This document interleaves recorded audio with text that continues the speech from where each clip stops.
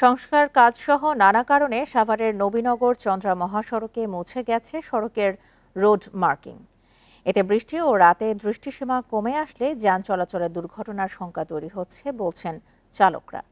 প্রয়োজনীয় সংস্কার শেষ হলে রোড মার্কিং করার কথা জানিয়েছে সড়ক বিভাগ। এই ঈদে জামা জুতো অ্যাক্সেসরিজের ডিসকাউন্ট।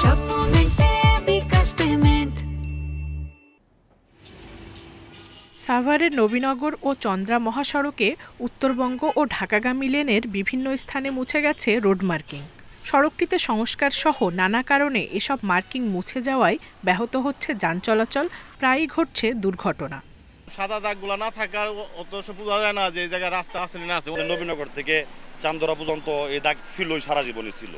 যখন কাজে মেরামত করা হয় তখন দাগ থাকে না। যারা রাস্তার উন্নয়নের কাজে জড়িত আছে তাদের কাছে অনুরোধ যে এটা পুনরায় যাতে করে এই রুট মার্কিংটা আবার করে দেওয়া হয়, তাতে আমরা নিরাপদে রাস্তায় চলাচল করতে পারি।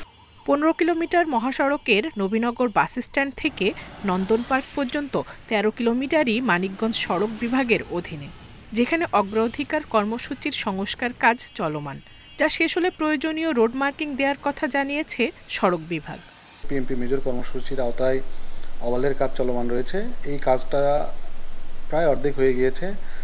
বাকি কাজগুলো অতি দ্রুত সময়ের মধ্যে আমরা সমাপ্ত করে দিব। কাজ সমাপ্ত হলে আমরা এখানে প্রয়োজনীয় রোড মার্কিংয়ের কাজ করে দিব। তাছাড়া আমাদের নবীনগর মোড় থেকে শুরু করে বাইপাইল পর্যন্ত জায়গাও আমরা রোড মার্কিং, সাইন সিগন্যাল স্থাপনের কাজ করছি।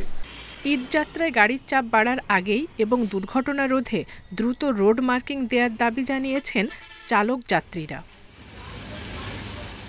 Independent news.